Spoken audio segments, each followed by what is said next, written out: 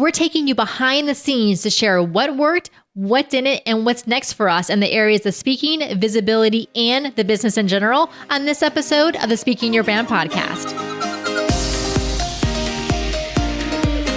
More and more women are making an impact by starting businesses, running for office, and speaking up for what matters. With my background as a TV political analyst, entrepreneur, and speaker, I interview and coach purpose-driven women to shape their brands, grow their companies, and become recognized as influencers in their field.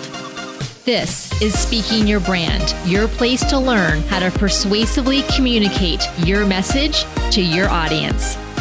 Hi there. Thank you so much for joining me today on the Speaking Your Brand podcast. I'm your host, Carol Cox. In this episode, Diane Diaz, our lead speaking coach, and I take you behind the scenes to talk about what worked and what didn't this year and what's next for us in the areas of speaking, visibility, and the business in general.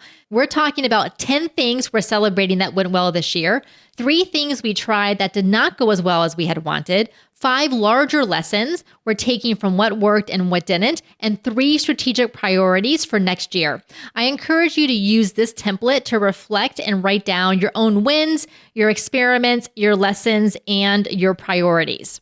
Applications are open for our next Thought Leader Academy group that starts in January. If you're ready to shift from being an expert presenter into a thought leader because you know you have a bigger message that you want to share to have a bigger impact with your audience and a bigger impact on your business. Plus, you want to attract those higher profile and paid speaking opportunities, our Thought Leader Academy is perfectly designed for you.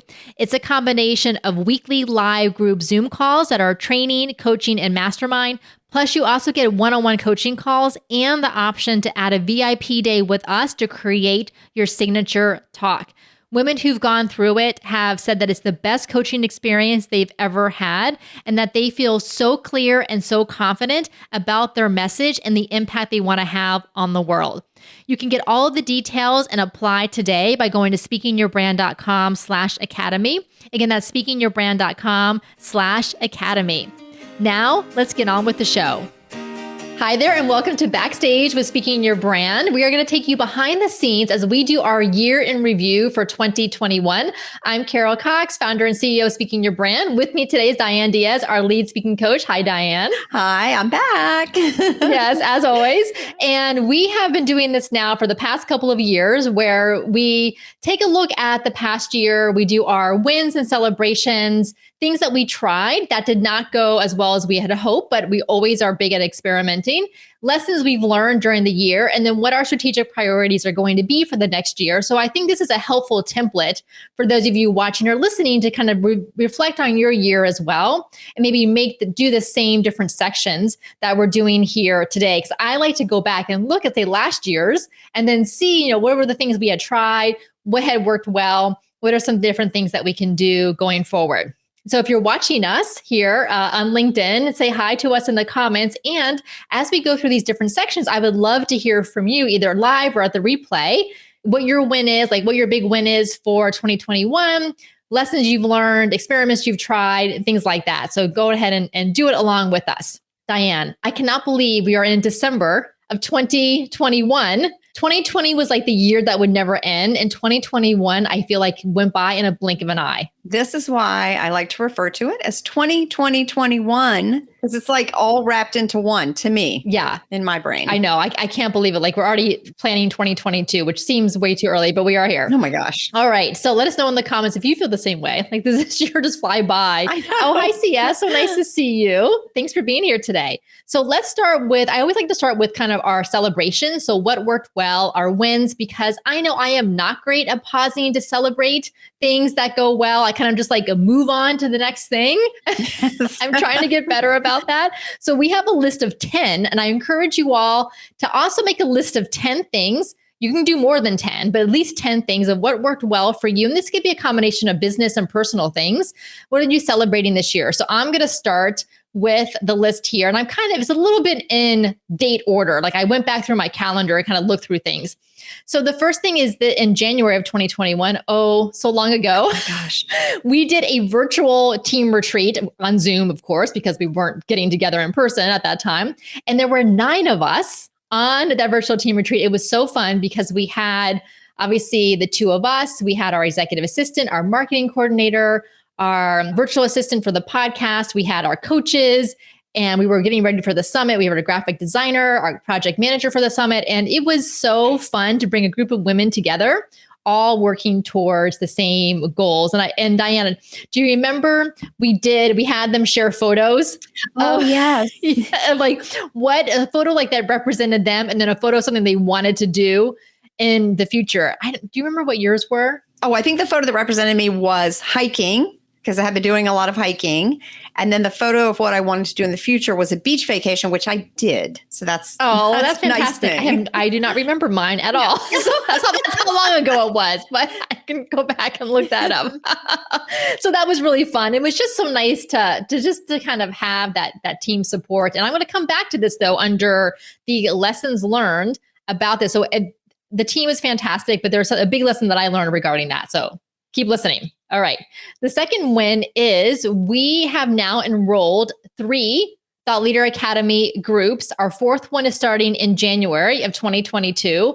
I am so excited. The women who have gone through and are currently going through the 3rd group, I am so impressed by all of them. They are doing incredible things, and they're exactly the type of women that we love to work with. It is like the universe just drops them in our field of vision for us to know that they belong in the Thought Leader Academy. And then they totally deliver on how amazing that we think they are. They just surpass that. They're wonderful. You know, they say that what you put out is what you attract back. And I feel like, and this is another celebration of winners, I feel like we're putting out really great content that is true to us, is very authentic and genuine about how we think, what we believe, what our values are. And then that's attracting the kind of women who also think along those same lines and want those same things for themselves and their clients and their communities as well. Yes, Carol, which I think is why it's so important. You know, I'm a personal branding fanatic, and why I think it's so important to be authentic, even if it means some people don't like your content. Of course, everybody loves our content, but even if you're putting out content that you know won't appeal to everyone, it's not supposed to. But when you're authentic, this is what happens. You attract the right people to you, and that's what we've done.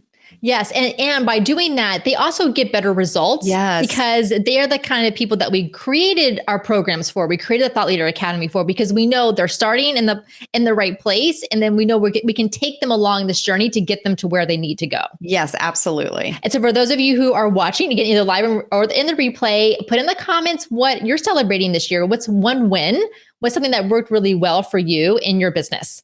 All right. So Diane and I tallied up, and we realized that we worked with over 60 women this year in Speaking Your Brand in some one-on-one capacity or in the Thought Leader Academy. So it's over 60 women. That's incredible.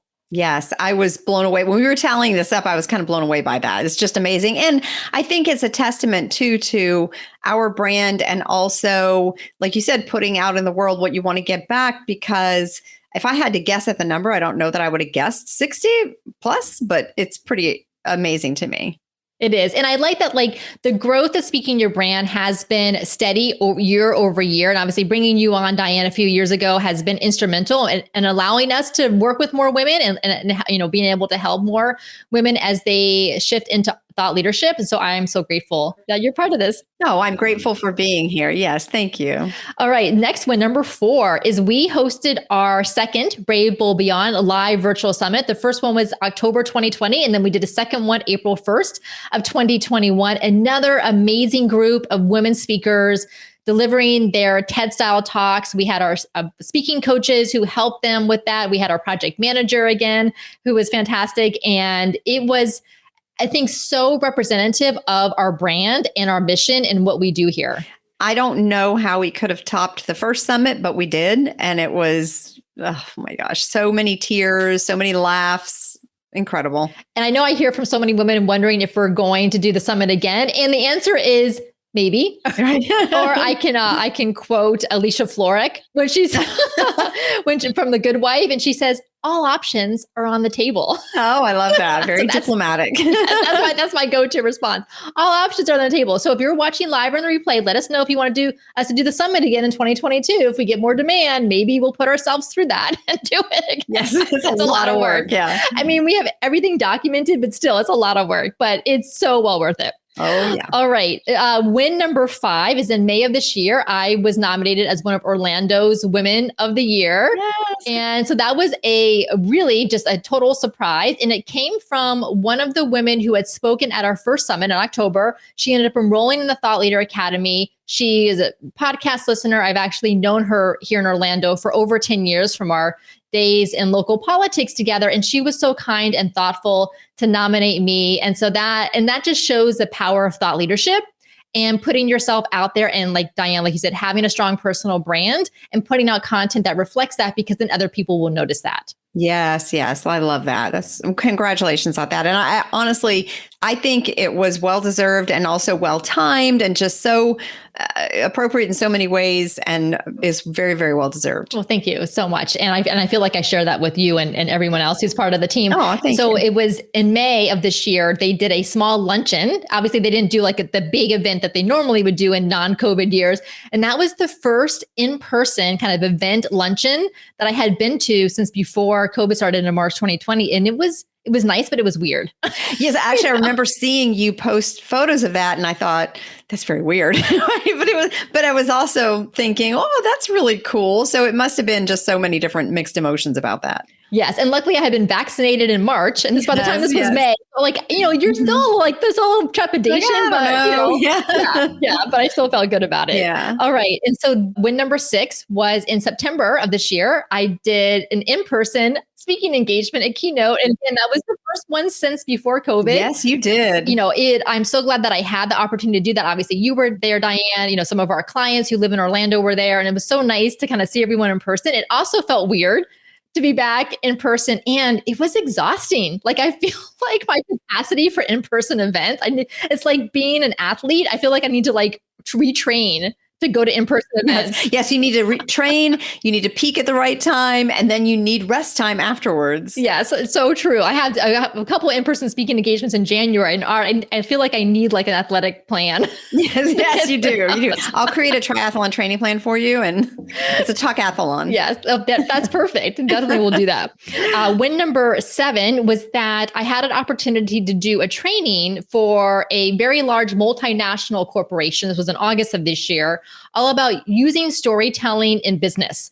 And it was a really fun training to put together. It was really well received, and it's something that I think we'll do more of, and we'll pitch more companies on in 2022, because it's something that I'm seeing the need for sure in the marketplace for this. And I think that we have a unique angle on it and can really and do something different with them. Yes, I love that. Win number 8 is that we recently celebrated 250 episodes of the Speaking Your Brand podcast. I mean, if you had told me when I started that it would be at 250 episodes, like week after week, that's a lot of content. That is a lot of content to put together. So it's been how many years? So this coming February 2022 will be 5 years. Oh my goodness. I can't believe that. That's crazy. Yeah. And I say this often, that I identify as a podcaster as much as anything else, because when you do this every single week, it always is at the forefront of my mind. Yes. What guests to bring on, what clients to bring on, what topics, what series to do. And so I would love to hear from you all watching or listening. If there's any kind of requests that you have for future guests or topics for the Speaking Your Brand podcast, let me know. And let's see, celebration number 9, as far as what worked, Diane and I did a lot of different types of visibility this year, yet obviously vast majority of it online because of COVID. Yes. I participated in a few online summits. And so that was great because it brought people into the Speaking Your Brand community from other audiences who had never heard of us before. I spoke to different online groups, other entrepreneurs communities. So that was really good. Lots and lots of podcast interviews. Diana, I know you did podcast interviews too. Yeah, lots going on. And I think I spoke to a couple of smaller groups, wide variety, all of it virtual for me. Yeah, all but one for virtual for me. And I really anticipate that's going to be a lot for most of us going forward. A lot of what we do will continue to be virtual just because a lot of events and companies realize the value of and the ease of doing virtual. Yes. So think for those of you who are listening or watching, when you put together your list of what worked in celebrations, think about the different types of visibility you did and what worked well as far as attracting other opportunities, attracting clients, and so on. And then celebration number 10 is on the personal front, is finally closed on a house after 3 years. Very long journey. Yes. Very, very long journey.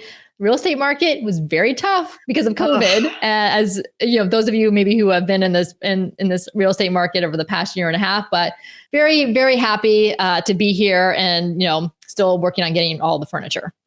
Yeah. Well, as a little example of that, I ordered a recliner in February of 2020 and I still don't have it. I'm sorry, of 2021, still don't have it. So here we are. Maybe, I probably could have built my own recliner by now, but that's okay. Yeah, you're going to be going on a year since you ordered that. And I wanted you to put that under the celebrations column, but yes, I know. Not yet. Oh, I can't. I don't have it. I keep calling them and I'm like, oh, come on, man. Oh, supply chain. Oh my God. At first I was joking with them about like, I'm waiting for a baby to be born because it was going to be 9 months. Well, now we're looking at more than 9 months. I'm like, come on. I know. Maybe Christmas. Maybe you'll get it for Christmas. Good luck with your furniture, Carol. That's true. Yes. All right. So that was our top 10 list of our celebrations, what worked well. So again, you make your list of 10, pop a couple of them here into the comments so that we know we can celebrate with you. Yes. All right. Let's get to the section on what didn't work well. So as I said, I'm very big at experimenting. I'm always willing to try things and kind of just see what happens because you don't know. Obviously mindful of the time and effort and energy it takes. You don't want to be doing 1,000 different things at one time. Right. So the first thing as far as what didn't work, or I could say like what could be improved, is definitely engagement on social media. So I like to say I live 99% of my life in my head. I'm happy doing that. I am an introvert who has social capabilities. Same. That's why we get along so well. Same. Right. Exactly. But I am not the type of person who likes to live their life on Instagram stories or reels. And God bless you. Those of you who do, go for it. More power to you. And if you enjoy it, keep doing it. Definitely not for me. So, we've been definitely doing much more of a shift this year to focus much more on LinkedIn, very little on Instagram. I mean, I post podcast episodes on Instagram, but that's pretty much about it. And so I think that we'll be doing more on LinkedIn. And I have an episode coming up on the Speaking Your Brand podcast all about social media, particularly how to use LinkedIn effectively as entrepreneurs and thought leaders and content creators. So so keep posted for that. Interestingly, I think it was last week or so, there's a cosmetics skincare company called Lush, Lush, and I have been to their store in New York City, and they have stores in different parts of the country. They put an announcement on that they're stopping social media use because of the harm it does, especially to teen girls. So there's reports that, Facebook had done these studies that they tried to hide, but then got leaked, that of all the harm that's done to especially teenage girls on Instagram, but then on Facebook as well. So I think we're going to see a lot more companies deciding that, number one, they don't want to participate and things like that. But number two, they're realizing, this is also a business decision. Yes, of They course. probably recognize that the ROI for them is not there and they would rather focus in other places. Yes, for sure. I think, it's if that's the case with a large company like that, I think then that just begs the question for small businesses, how much time can you realistically or should realistically put into your social media efforts? Again, not saying if you're great at it, you shouldn't do it. But like for us, I think that's where it's like, well, what are we doing? Right. Yeah, exactly. Like us presenting to other people's groups, whether in person or online or being guests on podcasts, and then doing what we do on LinkedIn is definitely the much more effective for that. And more enjoyable for us. Yes, for sure. Because that is a filter, question. Is it enjoyable for you? Yeah, for sure. All right. I want to say congratulations to CS because she said her big win is publishing her interactive handbook called Kisses for Awesome Animals. Oh my gosh. And she has an acronym. So KISS stands for Kids Involved in Saving Species. She says, I'm now recording videos to turn it into an online project-based program. Nice. Congratulations. That's great, CS. And hi, Diana. So nice to see you here. Diane, if you want to let us know in the comments what your win is, one of your wins for 2021, either business or personal, you can let us know. All right. So that was number one on what didn't work well or what could have worked better is engagement on social media. The second thing is the LinkedIn Lives, like we're doing right now.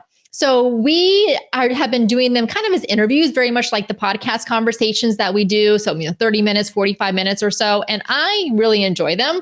And the reason we started doing these LinkedIn Lives is because I wanted us to put out more video content. Obviously, we have the podcast, this audio content, but we're speakers and we want to put our faces out there more as well. And I think about my own usage on the LinkedIn platform. I'm probably not going to sit and watch a 30 or 45 minute conversation on LinkedIn, but you should continue listening to this one. Don't go anywhere. Don't go anywhere. Just like listen in the background. But I recognize that's probably not the best use of LinkedIn Live. Now, I think for maybe other types of content, it might work well. Like for live breaking news, I see this with some channels, or like the mortgage industry would do some LinkedIn Lives based on what's going on. So I can kind of see maybe longer formats for those types of things could work. LinkedIn Lives, we're going to kind of see for next year what we want to do with it. Probably shorter videos, but then I'm thinking, then they don't need to be live. They can just be pre-recorded if they're like 3 or 4 minutes long. So I would love to hear from those of you who, again, watching live or in the replay.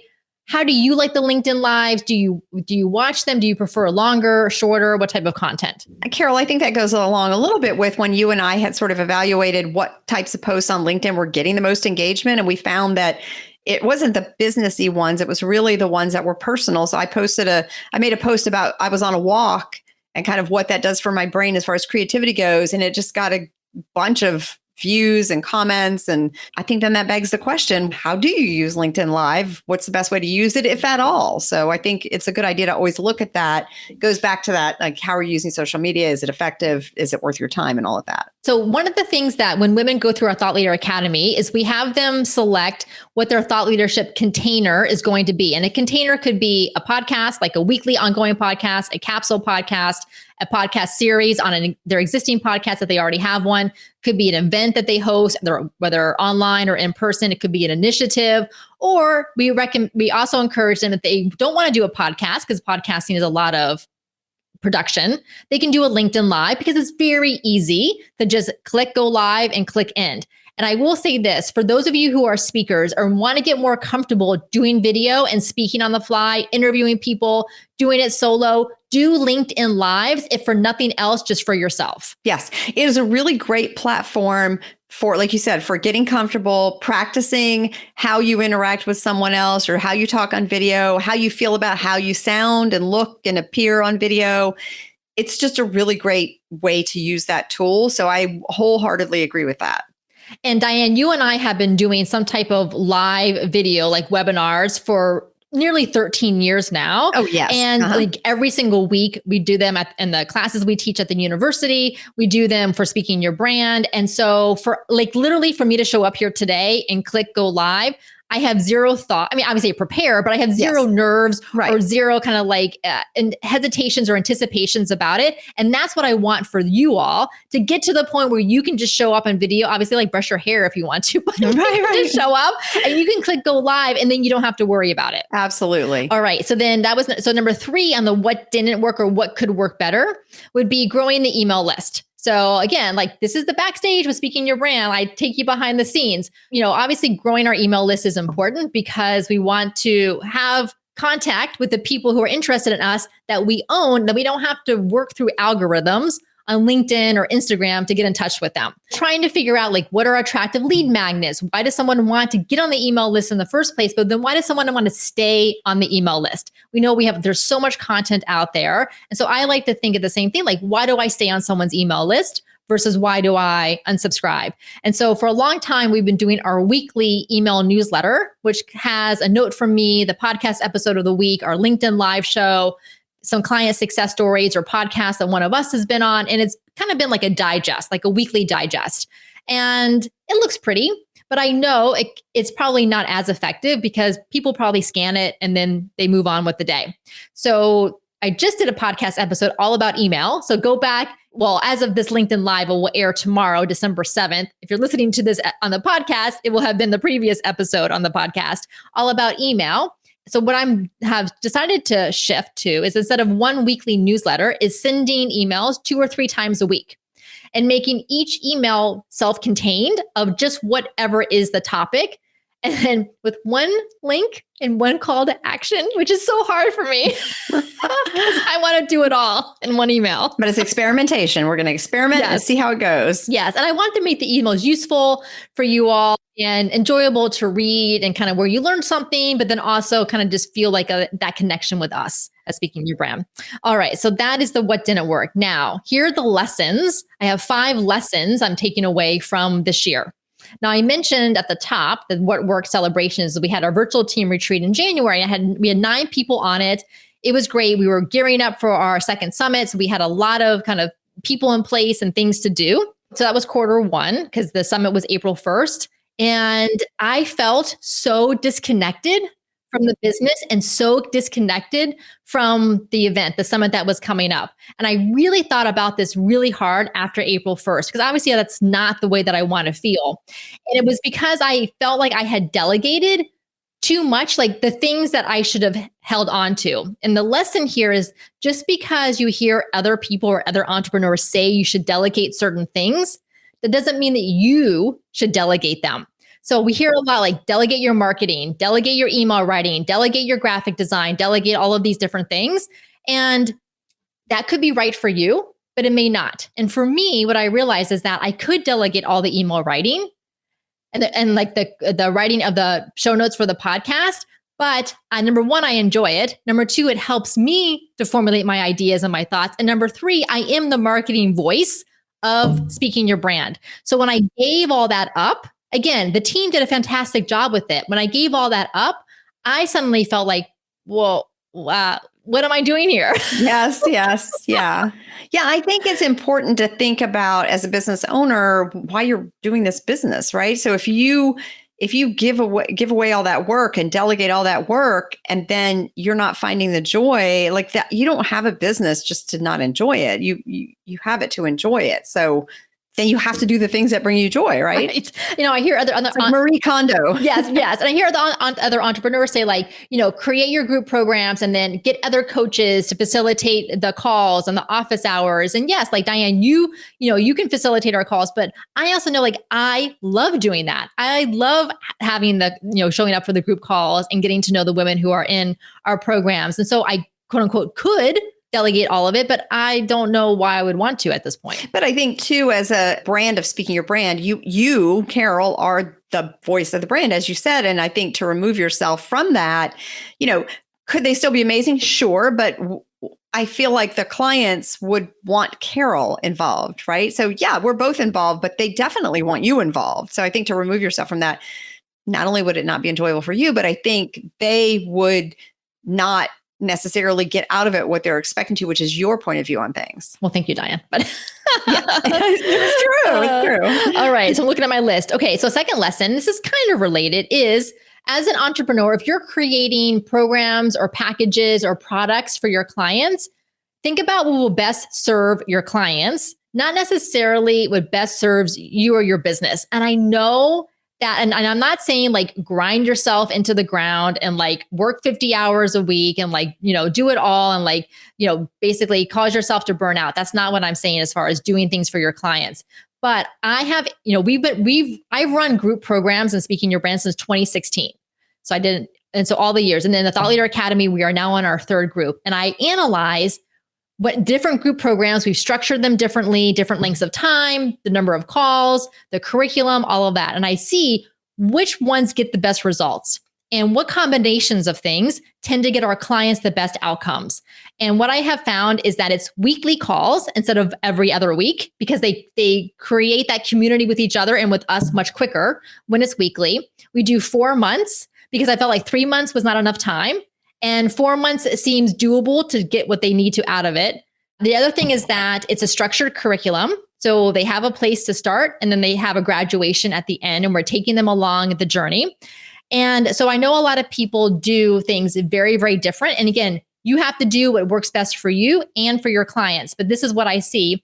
And I would love to find a way for the Thought Leader Academy to be ongoing enrollment where people can enroll any month of the year instead of waiting for the next start date. I haven't figured out how to do that because I like the structured curriculum. I like the group starting and ending together, and perhaps I'll find a way to do it. But at this point, that is what feels best for us and what feels best for the clients. So that remains to be seen. That's why our next Thought Leader Academy enrollment start date is in January of 2022.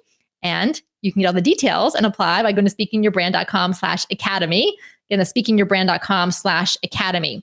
The other thing is that what we decided to do with the Thought Leader Academy, then the third group, is add the option for clients to do a VIP day with one of us. So in the prior ones, they got one-on-one coaching calls with us, an hour long. But now we gave them the option of the VIP day, because the more VIP days we do, and by this point, I've done dozens of them. I don't even know how many I've done over the years. We realize how impactful they are to get the talk done for the client and give them that momentum and sense of completion so that they can go to the next step.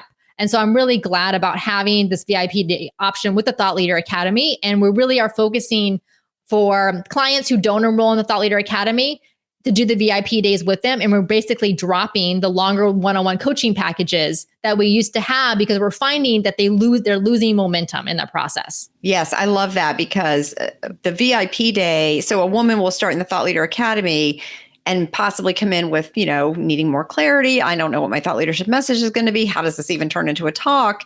And they do the preliminary work, the homework and all that stuff. And then we have the VIP day, and there are so many ahas, so much clarity. It's almost like a brick of clarity hits them in the head. And then all of a sudden they really are laser focused on, what they do, who they help, how to package it up, how to talk about it. It's amazing to see that unfold. So I think the VIP days have been integral to that.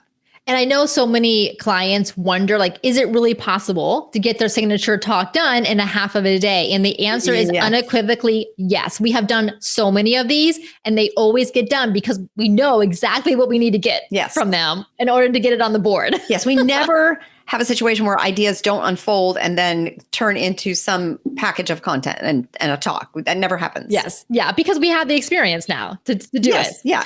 All right. So that was lesson number 2, is creating the programs that will best serve our clients. Lesson number 3 is, really, I've seen it this year, the importance of holding a safe container for our clients, because when you have this trusted container for them, it then lends itself to intimacy and vulnerability. And we've seen this with the women who have continued after the Thought Leader Academy into the next program that they're eligible to enroll into. So they know us really well by then. Oftentimes they went to the Thought Leader Academy with each other, so they know each other, and they have built this trusted space, and they really come to those calls being willing to talk about things that they're struggling with, that may feel uncomfortable, but the breakthroughs that they have by being vulnerable with us and each other has been extraordinary. Yes. And watching a woman get vulnerable during a group call, and then just the women that jump in to support her. I mean, not just us, but the other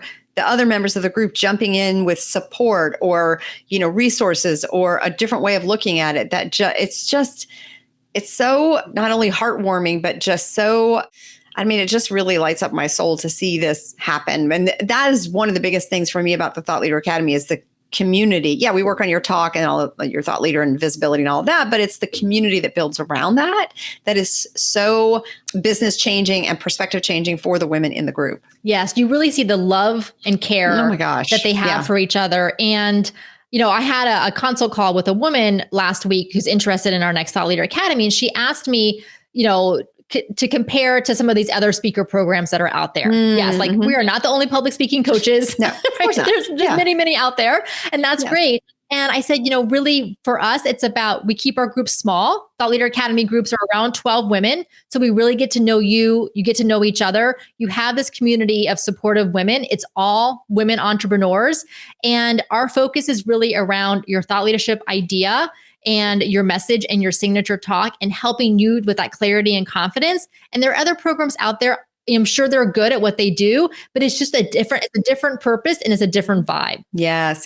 So number 4 for lessons is really that when you put your mission into action, you're going to get the recognition and the personal fulfillment from doing that. So what I mean, our mission here at Speaking Your Brand is to champion and amplify diverse women's voices, so that we know that more women out there speaking up, speaking out, talking about the issues that matter to them is going to impact change and affect change. We've done that through our summits. We do that through our podcast content, through our Choosing Women's Voices Challenge. And we've seen the recognition and then the personal fulfillment that comes back to that. So if you have a mission in your business, put it into action. Don't just have it as words, on a document somewhere. And if you don't have a mission for your business, I know a lot of times people struggle with that. There is something in there related to what matters to you and probably what has mattered to you for a very long time. And you can find a way to connect it to what you do in your business. It doesn't have to be a perfect one-to-one connection, but there is a connection there. All right. And then number 5 for lessons learned. So my word for the year is effortless. Not that things don't create effort. I mean, obviously, we have to do things that require work. Effortless does not mean effort free. Right. Right. Yes. But also it's accepting that things can be effortless. And I think this is really the lesson, is that as a high achieving woman, back from when I was in school, college, grad school, all the way through all the businesses that I've had, it's go, go, go, next achievement, next accomplishment, next thing to do. And it's always been not about the struggle, but things have felt for a lot of times like a struggle. And I'm like, no. Things can be effortless, and you can still recognize the work that went in and the foundation that has been paved over time to make things effortless. Yes. I love that. And so this is what we tell our Thought Leader Academy clients when they pick their thought leadership container is choose something that feels frictionless to you. If doing a podcast feels like the last thing in the world you would want to do, then don't do it. Do the LinkedIn Live or do an event. Likewise, if you don't want to manage an event or host an event, then don't pick that. Yes, right. Yeah. Especially at first, do the thing that's the least amount of effortless or frictionless first.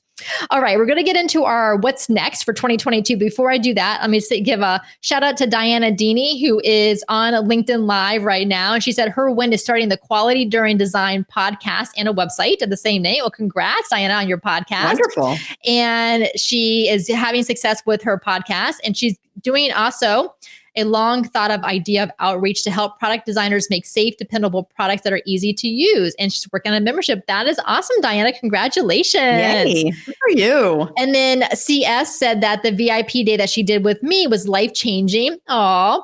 She said, you were able to help me identify the dream direction my soul and heart wanted to go in. It was so nice to release the should do in business. She says, I also still have the signature talk poster board hanging in my office. So CS has this incredible RV that has her logo and branded with the animals all over it. And she drove down from Vermont, where she lives, to Orlando, where I live. This was back, I think it was in 2017. Oh, wow. She drove down here. We did a VIP day together in person with her board. And it was so fun to meet her in person and to do that. So nice to see you, CS. Well done, CS. All right. What's next for 2022? So these are our strategic priorities, and they are the same as they were for 2021 as far as the overall strategic priorities, and then which is the why, and then the actual what shifts from year to year. So number 1 is for us to show up consistently and boldly as thought leaders. And the way that we're doing that is through the podcast. The different topics and series that we'll cover in 2022. Speaking, whether it's in-person speaking, also virtual speaking, we'll continue to do that. And I am working right now on my book proposal for my book. So I will be looking for an agent, and then the agent will be looking to shop it to a publisher. I'm doing that right now. And we actually have a podcast episode coming out in a couple of weeks with my book coach, Tiffany Hawk, all about what makes a book unique and why you would want to write a book. So that is coming along. Number 2 for strategic priorities is to deepen the relationships we have and transformation for our clients. It's something that's always on the top of our mind. How can we make our programs better? How can we make what the clients do with us better? We have, of course, our Thought Leader Academy. The next group starts in January, and applications are open now. We have a new program, which is after you graduate from the Thought Leader Academy or have worked with us in one-on-one, you can join our Catalyst Collective. So this is the advanced level where we're really digging into kind of some of the deeper aspects of public speaking and thought leadership. We are also planning a client retreat in March here in Orlando, where we live. So that is in progress. And that's for clients who have worked with us in any capacity or in any time period over the years. And then we also are going to start doing virtual roundtables so that we can reach out to women that we meet on LinkedIn or podcast listeners or what have you, and come together on Zoom once a month in a small group, 3 or 4 people, and do those so that we can, again, deepen those relationships with more women. And then number 3 for strategic priorities is we want to always make sure that we are working to develop an inclusive coaching and leadership culture. Mm-hmm. And so that can include training for us for Diane and myself, as well as other team members. We are also, and I'm also in the process of chatting with a woman to bring her on in a capacity around client experience and community building. So as an introvert, I am not like, we have a Mighty Networks group that we have for our clients, and it's a great, resource for them when they want to ask questions, or I post resources for them. But I am not the type of person every day who's going in like, tell me your favorite cartoon character. Like, right. I don't know. I mean, obviously more serious and relevant things to that, but the community building is something that's important to me. We do it with our Zoom calls, when we're live with our clients, but as far as like finding ways to engage with them outside of the Zoom calls. So we want to do that. And then we also want to make sure to continue to showcase a diversity of women on the Speaking Your Brand podcast and in the various content and events that we do. Yes, I love that. All right, Diane. So what are you looking forward to for 2022? First thing I'm looking forward to is in-person speaking. I feel very rusty. I feel like I'm starting from square one. I feel like speaking what? I just feel like a newbie, and I really want to get out there and start doing that. I'm in conjunction with that. I'm looking forward to connecting with women and networking with them. And I don't say networking in the icky sales way, but I'm like just networking, just meeting new women in person, because I feel like I haven't been out in almost 2 years, right? So I'm really looking forward to getting back to that.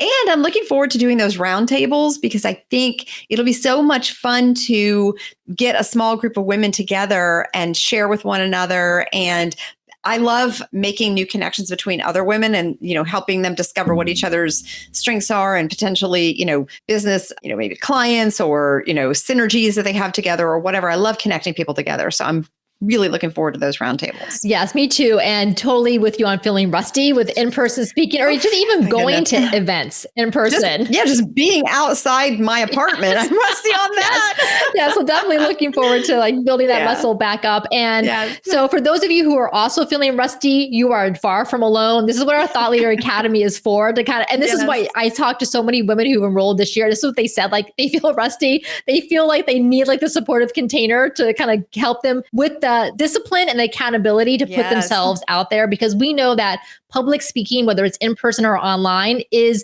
truly one of the fastest ways to be recognized for what you do as an expert, but also as a thought leader. Public speaking is so important.